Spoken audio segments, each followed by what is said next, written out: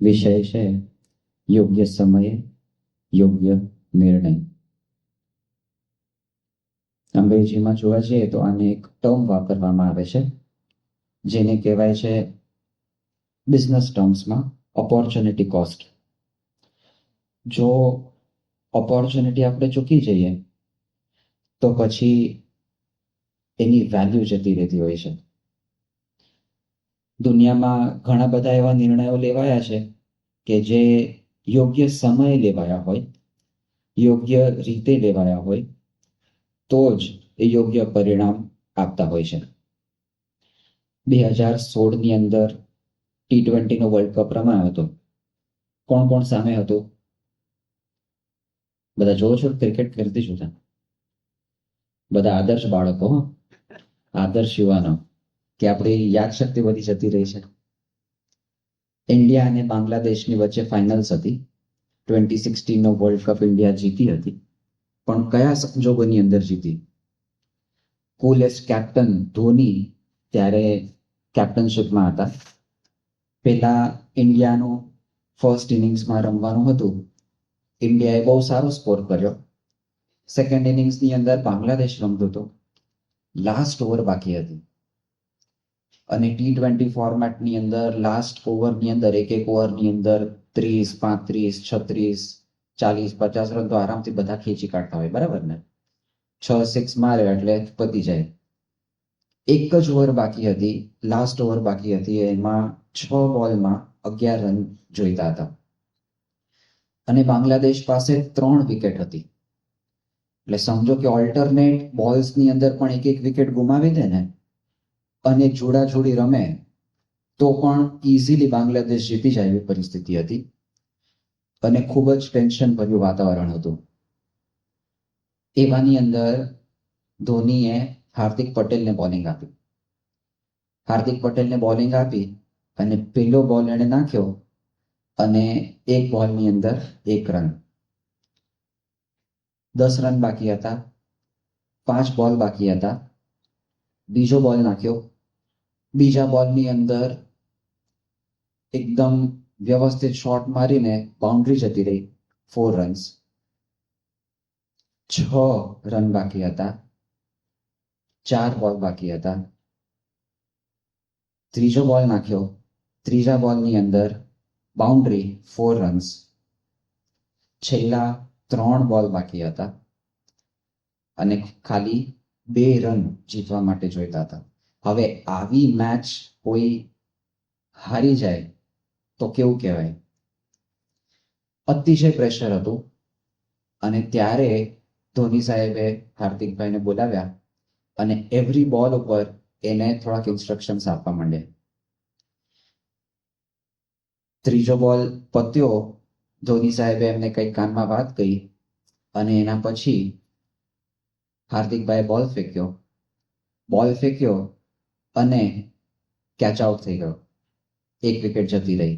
2 wicket બાકી છે, 2 run જોઈએ છે, 2 બોલ બાકી છે. 5મો બોલ નાખ્યો અને એની અંદર બીજો કેચ આઉટ થયો, વિકેટ જતી રહી. લાસ્ટ બોલ, લાસ્ટ રન, 1 જ રન જોઈએ છે, 1 જ વિકેટ બાકી છે અને છેલ્લો બોલ ધોની સાહેબે એને એવું કહ્યું કે થોડુંક ઓફ પિચ બોલ નાખજે. ઓફ સ્ટમ્પની બહાર થોડોક એને બોલ નાખ્યો. એ શોટ મારવા ગયો કેમ કે લાસ્ટ બોલની અંદર બધાને જનૂન હોય કે હિટ એન્ડ રન કરી દેશું તો એ જીતી જઈશું. છતાં પણ એ ધૂનમાં બોલ મિસ થયો અને ભાગવા ગયા. ધોનીએ પાછળથી ફિલ્ડ કરીને એને રનઆઉટ કરી દીધું. 2 બોલની અંદર જે આખી મેચ હારવાની હતી એ 2-3 બોલની અંદર યોગ્ય સમયે યોગ્ય નિર્ણય લીધો તો આખી મેચ જીતી ગઈ. ઇન્ડિયા વર્લ્ડ કપ જીતી ગયું. Opportunity cost. જો એ ઓપોર્ચ્યુનિટી જવા દીધી હોત અને એક બોલ ઉપર યોગ્ય નિર્ણય ન લેવાયા હોત તો 2016નો વર્લ્ડ કપ આજે બાંગ્લાદેશના નામે હોત. આપણા જીવનમાં પણ કંઈક એવું હોય છે અને મૂળ પ્રશ્ન એવો હોય છે કે આપણા હાથમાં બધું નથી હોતું. એક તો આપણે ઇગ્નોરન્સની અંદર જીવતા હોઈએ અને થોડુંક આમ પોલટાઇટ કરીને ફરતા હોય કે મને તો બધું ખબર છે, દુનિયામાં ભલે ને ગમે તે થાય, હું જે નિર્ણય લઉં ને એ તો યોગ્ય જ હોય છે. આપણે હમણાં સ્લાઇડ ઉપર એક ડાયાગ્રામ જોઈશું, એના આધારે થોડુંક સમજવાનો પ્રયત્ન કરીશું. સ્લાઇડ બતાવજો. તમને અહીંયા શું દેખાય છે? જોરથી વાંચો. અંદર શું લખ્યું છે? સૌથી નાનું લખ્યું છે, એક નાનું સર્કલ દોરેલું છે, એમાં લખેલું છે ઇનર સર્કલ. બારે શું લખ્યું છે? Outer circle. થોડુંક અત્યારે મોટું દેખાડ્યું છે, એનું કારણ તમને વ્યવસ્થિત દેખાય, પણ એને આપણે અઝ્યુમ કરવાનું ઇનર સર્કલની આજુબાજુનું જ સર્કલ છે, અને બાકી બધું શું છે? બ્લેન્ક, ખાલી જગ્યા છે. એને આપણી સાથે રિલેટ કરવાની ટ્રાય કરીએ. જે ઇનર સર્કલ છે ને એ આપણા કંટ્રોલમાં છે. એની અંદર જે પણ કંઈ થઈ રહ્યું છે એ બધું આપણે કંટ્રોલ કરી શકીએ છીએ. દુનિયામાં તમે અનુભવ્યું હશે કે ઘણી બધી બાબતો એવી હોય છે કે જે આપણા કંટ્રોલમાં હોતી જ નથી. એ બધું આઉટર સર્કલ અને એવરીથિંગ એલ્સમાં જાય છે, જ્યાં બધું ખાલી વ્હાઇટનેસ છે, એમ્પ્ટીનેસ છે. ધારો કે તમે કોઈ પણ વસ્તુ કરવા ગયા અને મમ્મીએ કહ્યું કે બેટા બારેથી દૂધ લઈ આવો ને, તો તમારા હાથમાં શું છે? બારે જવું, દુકાનવાળા પાસે જવું, પૈસા આપવા, જે પણ કંઈક દૂધ આપે વ્યવસ્થિત લઈને પાછું ઘરે આવવું. પણ દુકાને ટાઈમે બંધ હોય કે ચાલુ હોય, ખુલ્લી હોય, તમારા હાથમાં ખરી?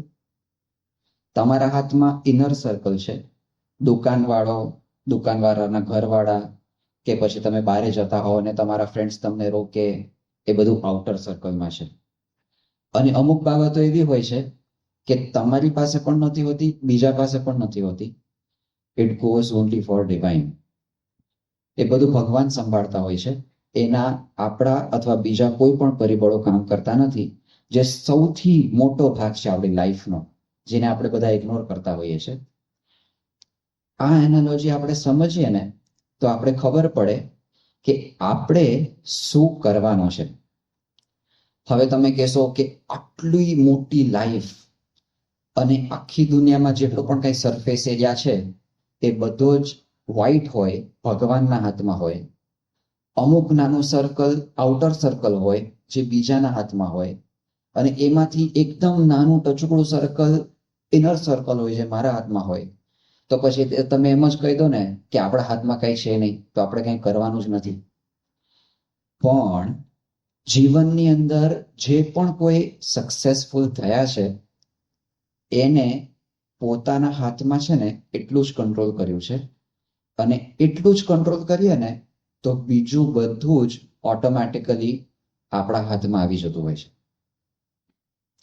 આપણે અમુક ઉદાહરણો જોઈશું, પણ આ જે નિર્ણય લેવો ને એ યોગ્ય સમય અને યોગ્ય નિર્ણય કહેવાય છે.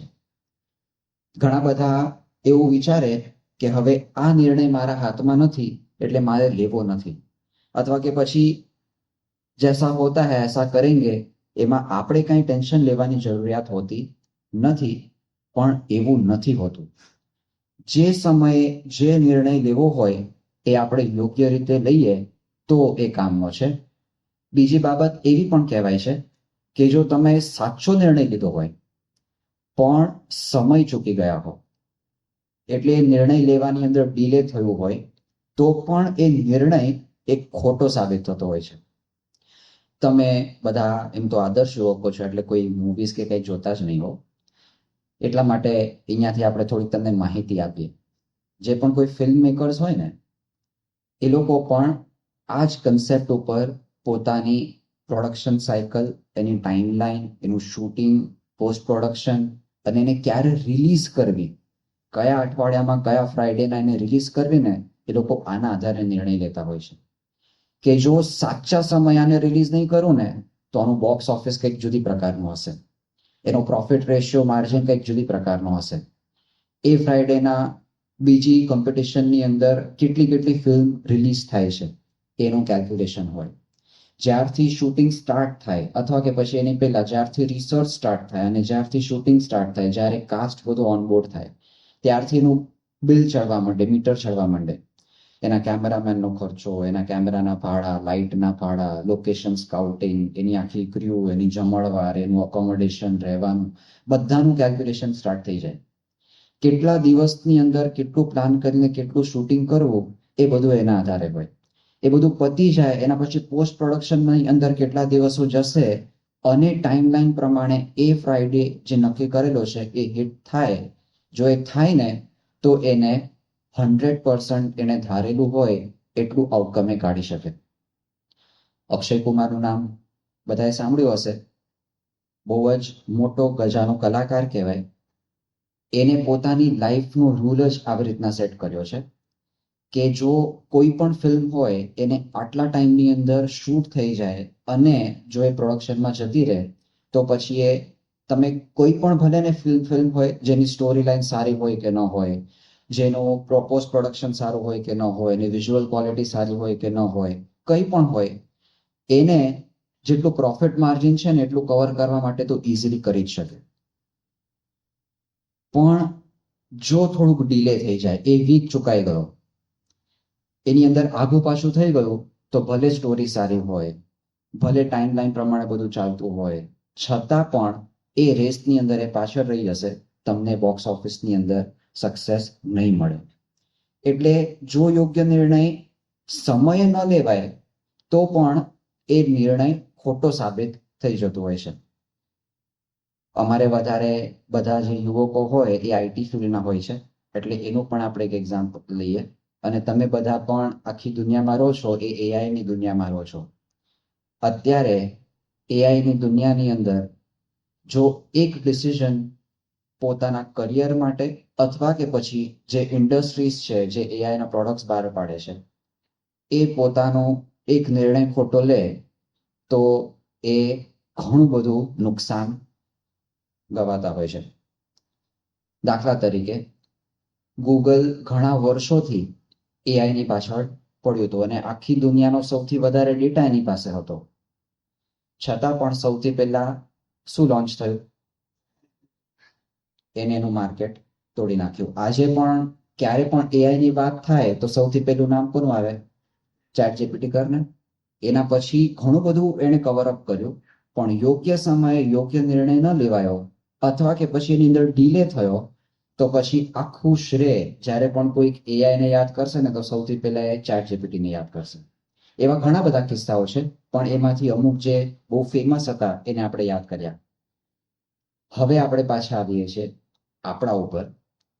આપણા માટે યોગ્ય સમય યોગ્ય નિર્ણય શું છે? આને એકદમ સમરાઇઝ કરીને આપણે કેવું હોય ને તો ઘણા બધાને ખબર નથી હોતી કે મારા માટે યોગ્ય નિર્ણય શું છે. પણ આપણે બધા એકદમ સરળ નિર્ણય એક લઈ જ શકે છે કે જો આપણી પાસે એવું ડિસિઝન પાવર ન હોય તો આપણી પાસે એક પાવર તો છે જ કે આપણા ડિસિઝન કોઈક બીજાને લેવા આપી દઈએ. એ યોગ્ય સમયે યોગ્ય નિર્ણય છે. બધાને મનાય છે? જો આપણી પાસે ડિસિઝન પાવર ન હોય તો આપણાથી જે શ્રેષ્ઠ હોય, જેને વધારે અનુભવ હોય અને એ કોઈ ડિસિઝન આપે એને બધું સોંપી દઈએ અને એ જેમ કે એમ કરવા માંડીએ, એ યોગ્ય સમય યોગ્ય નિર્ણય છે. અત્યારે ઘણા બધા યુવકો અહીંયા બેઠા છે અને અત્યારે વાયટીકેની બધી વાતો ચાલે છે. અત્યારે આપણે એક યોગ્ય સમયે યોગ્ય નિર્ણય લેવાનો છે. જો તમારો અભ્યાસ પૂર્ણ થયો હોય અને હજી નોકરી સ્ટાર્ટ કરવાની બાકી હોય અથવા ધંધો સ્ટાર્ટ કરવાનો બાકી હોય તો આપણે અહીંયાથી સત્પુરુષે આપણા માટે એક ડિસિઝન પહેલાથી લઈ રાખ્યું છે કે તમારે વાયટીકેમાં જવું. એના ઘણા બધા કારણો છે. આ ફક્ત વાયટીકેની સભા છે અને આવો વિષય આપેલો છે એટલા માટે એના ફેવરમાં આપણે બોલીએ છીએ એવું નથી. એની પાછળ તમને ઘણા બધા કનેક્ટિંગ ડોટ્સ મળશે. સૌથી પહેલા તો આ એજની અંદર આ યોગ્ય સમય શેના માટે છે એ આપણે જાણીએ. અત્યારે એક યુવાની એવી હોય છે કે જેની અંદર ઘણું બધું પોટેન્શિયલ છે. તમે ઘણું બધું કરી શકો એમ છો, ફક્ત દિશાની જરૂરિયાત છે. બીજી બાબત એવી છે કે પોટેન્શિયલ ઘણું બધું છે પણ એક્સપોઝર એટલું બધું નથી હોતું. એ એક્સપોઝર ક્યાંથી પ્રાપ્ત કરવું એ પણ આપણે નક્કી નથી કરી શકતા હોતા. YTK ની અંદર તમને આ બધું જ એક સાથે મળે છે. તમે વિચારો, તમારી લાઈફની અંદર તમે આટલો બધો અભ્યાસ કર્યો, કદાચ તમારા 20-21 વર્ષની ઉંમર હોય જ્યારે તમારો અભ્યાસ પતે, અને 20 વર્ષ સુધી તમે અભ્યાસ કર્યો હોય અને એના પછી તમારી પાસે એક સારી ઓપોર્ચ્યુનિટી હોય કે હું ઇન્ડસ્ટ્રીમાં જઉં, માર્કેટમાં જઉં અને હું પોતાને સાબિત કરી બતાવું કે હું જે પણ કંઈક શીખ્યો છું અથવા મારામાં જે આવડત છે. પણ બિલીવ મી, અત્યારે બધા ભણીને બહાર આવે અને બધાને શું કહેવાય? ફ્રેશર્સ જ કહેવાય. 20 વર્ષનો એક્સપિરિયન્સ કોઈ નથી કહેતા. એનું કારણ શું છે? તમે ભણીને બહાર આવ્યા છો, તમને એક્સપિરિયન્સ કોઈ જાતનો નથી, તમે ફ્રેશર જ છો. પણ એ ફ્રેશરને સારામાં સારું એક્સપોઝર મળે એ YTKમાં તમને પ્રાપ્ત થશે. આ ઉંમરની અંદર તમને સૌથી વધારે જરૂરિયાત છે તમારી સાથે પોતાની સાથે એક્સપેરિમેન્ટ કરવાનો. જે તમે કોઈક ને કોઈક રીતે તમે આ 20 વર્ષની ઉંમરમાં કર્યો હશે, પણ જે સ્કેલ ઉપર એ કરવાનું હોય ને એ તમને YTKમાં પ્રાપ્ત થશે. દાખલા તરીકે YTK અત્યારે સ્થિત છે સારંગપુરની અંદર. તમારી પાસે જે ઘણી બધી એનર્જીસ છે જેને તમે ડિસ્ટ્રેક્ટ કરી નાખો છો ટીવી, વોટ્સએપ, ઇન્ટરનેટની અંદર, સોશિયલ મીડિયાની અંદર, એ બધું જ ત્યાં તમને એકદમ લિમિટેડ અને ફોકસ રીતે આપવામાં આવે છે.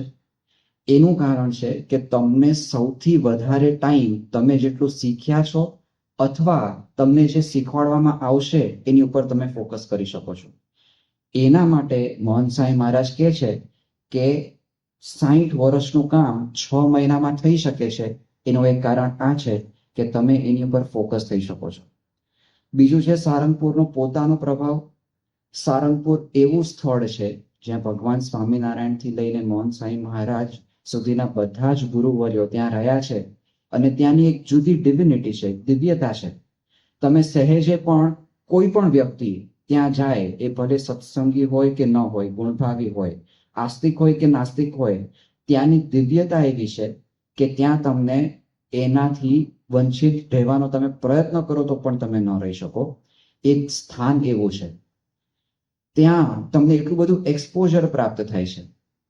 દુનિયાના સૌથી શ્રેષ્ઠ વ્યક્તિઓ ત્યાં આવીને તમને તાલીમ આપે છે. શ્રેષ્ઠ વ્યક્તિઓની અંદર કોણ કોણ હોઈ શકે? ફક્ત સત્સંગીઓની વાત નથી. ખાલી સત્સંગીઓના આપણા તારલા ગણીએ તો યશવંત જેઠવા જેવા એકદમ બાહોશ IPS ઓફિસર્સ, જેને દુનિયાની અંદર ઘણું બધું જોયેલું છે, શીખ્યા છે, એવા બધા ત્યાં આવે છે. એની સાથે સાથે મેનેજમેન્ટના ઘણા બધા ગુરુઓ, એ બધા જ ત્યાં આવીને તમને શીખવાડે છે. તમને ઓછામાં ઓછા આ 6 મહિનાના ગાળામાં 20 થી 30 બહારના પ્રોફેશનલ્સ આવીને તમારા કરિયર વિશે, તમારા ફાઇનાન્શિયલ પ્લાનિંગ વિશે, તમારા ટાઈમ મેનેજમેન્ટ વિશે, આ બધી જ સ્કિલ્સ ઉપર તમને ટ્રેન કરે છે. એટલા માટે તમને આટલું બધું એક્સપોઝર મળે છે. આ તો ફક્ત બહારના વ્યક્તિઓની વાત થઈ. પણ તમે એક એવી એકેડમી વિચારો કે જેની અંદર દુનિયાના સૌથી સારામાં સારા સંસ્કારી વ્યક્તિઓ તમારી આજુબાજુ ફરતા હોય અને એક એક વ્યક્તિની અંદર અનંત ગુણો હોય. કોઈ પણ એક કંપની હોય ને તો એ કંપનીની અંદર ઘણા બધા હોય, લાખો એમ્પ્લોઈઝ હોય, હજારો એમ્પ્લોઈઝ હોય, પણ એની અંદરથી બધા જ સારા એવું ન હોય. પણ સારંગપુરની અંદર 1200 સંતોમાંથી જે સારામાં સારા બધા સંતો જે ત્યાં તાલીમ પ્રાપ્ત કરે છે, આખી દુનિયામાંથી, આખા બધા જ ખંડોમાંથી જે સારામાં સારા પાસ થયેલા બધા એવા ગુણિયલ વ્યક્તિઓ સાધુ થવા ત્યાં આવે છે, એવા 300 થી 400 સંતો, પાર્ષદો, સાધકોનો તમને 24 કલાક સહવાસ મળે છે. એવા સંતોનો તમને યોગ છે, એનું એક્સપોઝર છે. અને એ પોતે આધ્યાત્મિક દ્રષ્ટિએ તો ઉન્નત હોય જ છે, પણ પોતાની લાઈફની અંદર પણ એ લોકો સક્સેસફુલ હોય છે.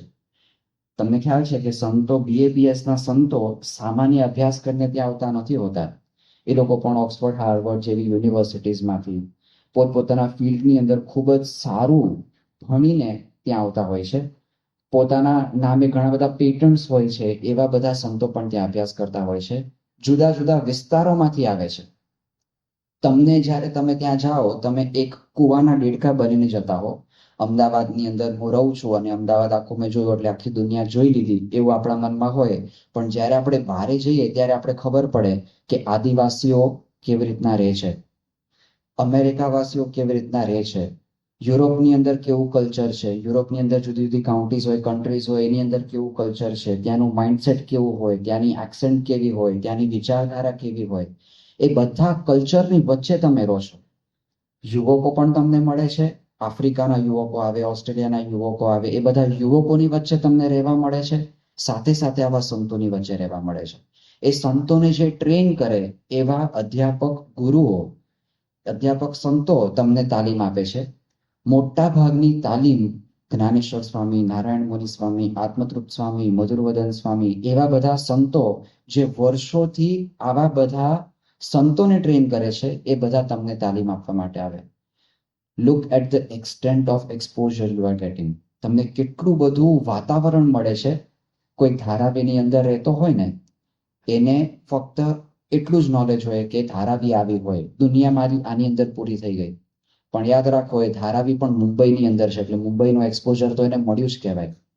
આપણે એક નિર્ણય લઈએ કે મારે બસ મહંત સ્વામી મહારાજના વચને આ વખતે વાયટીકેમાં જવું છે, બાકી બધા નિર્ણયો ત્યાંના સંતો, ત્યાંના કાર્યકરો અને રહેશે, અને તમને એટલી બધી પ્રગતિ મળશે જે તમે લાઈફની અંદર એક્સપેક્ટ નહીં કરી શકો. ત્યાં ઘણી બધી કળાઓ અને ઘણું બધું જ્ઞાન તમને એક સાથે શીખવા મળે છે. તમે વિચારો, 6 જ મહિનાની અંદર આટલા બધા વ્યક્તિઓને તમારે મળવાનું થાય, આટલું બધું જ્ઞાન સિંચન થાય, તમને કેટલું બધું ત્યાં ભણાવવામાં આવે છે. ભારતના તમામ શાસ્ત્રોનું જ્ઞાન તમને ભણાવવામાં આવે છે. એટલે હિન્દુ સ્ક્રિપ્ચર્સ બધા આવી ગયા, આધ્યાત્મિક શાસ્ત્રો જેને તમે ઘણા બધા પોઠા પણ નહીં જોયા હોય. આની અંદરથી ઘણા બધાએ ફક્ત સ્વામીની વાતો, વચનામૃતનું વાંચન ક્યારેક કદાચ કોઈ કરતા હશે, ક્યારેક નહીં કરતા હોય, પણ વચનામૃત સ્વામીની વાતોનું વાંચન, સત્સંગ દીક્ષાનું વાંચન, જીવન ચરિત્રો, ભગવાન સ્વામિનારાયણથી માંડીને મોહન સ્વામી મહારાજના જીવન ચરિત્રો, લિખિતન શાસ્ત્રી, યજ્ઞ પુરુષ દાસ, ઉપાસનાના તમામ ગ્રંથો, સત્સંગ શિક્ષણ પરીક્ષા, મુખપાઠ, પ્રવચન કળા, આયોજન કળા, સભા કેવી રીતના કરવી ન કરવી, આ બધું જ તમને ફક્ત 6 મહિનાની અંદર ફક્ત થિયરી નહીં, પ્રેક્ટિકલ જ્ઞાન સાથે શીખવાડવામાં આવે. આટલી રિગરસ ટ્રેનિંગ જ્યારે તમે પામીને બહાર આવો, ત્યારે તમારી પાસે ઘણું બધું એક્સપોઝર હોય જેને તમે માણી શકો. એટલા માટે વાયટીકે એક યોગ્ય સમય, યોગ્ય નિર્ણય છે. અને મોહન સ્વામી મહારાજનો એની અંદર અતિશય રાજીપો છે. મોહન સ્વામી મહારાજને આપણે સાંભળીએ છીએ કે હંમેશા કોઈ પણ એમને પત્ર લખીને પૂછે કે મારો અભ્યાસ પૂર્ણ થયો છે, હું નોકરી કરું, ધંધો કરું, આગળ ભણવા જાઉં કે પછી વાયટીકેમાં જઉં, તો ફર્સ્ટ આન્સર મોહન સ્વામી મહારાજનો એ જ હોય છે કે પહેલા તું વાયટીકે કરી આવ. એવી જ રીતના સદગુરુ સંતોનો પણ એવો જ રાજીપો હોય છે. એટલા માટે આપણે વાયટીકે કરવું જ જોઈએ. કેમ કે આપણે હજી દુનિયા જોઈ નથી. આપણા હાથમાં તમામ નિર્ણયો નથી, પણ જ્યારે આપણે એવું નક્કી કરીએ છીએ કે આખી દુનિયાની અંદર સૌથી શ્રેષ્ઠ નિર્ણય જેણે લીધા હોય એ મારા માટે નિર્ણયો લેશે, તો આપણે સેફ ફીલ કરવું જોઈએ અને આપણી જે પણ લગામ છે એ આવા સત્પુરુષના હાથમાં આપી દઈએ, આવા અનુભવી વ્યક્તિઓના હાથમાં આપી દઈએ, તો આપણે પણ સક્સેસથી જરા પણ દૂર ન રહી શકીએ. એટલા માટે આપણે જો આપણા લાઈફની અંદર એક શ્રેષ્ઠ નિર્ણય લેવો હોય, તો આજે જ નક્કી કરીએ કે મારે આવતી બેચની અંદર વાયટીકેમાં જવું છે. શ્રી સ્વામિનારાયણ ભગવાનની જય. આવા જ વિશિષ્ટ પ્રસંગો સાંભળવા માટે કૃપા કરીને લાઈક કરો, તમારા વિચારો કમેન્ટમાં શેર કરો અને અમારી ચેનલને સબસ્ક્રાઇબ કરવાનું ભૂલશો નહીં.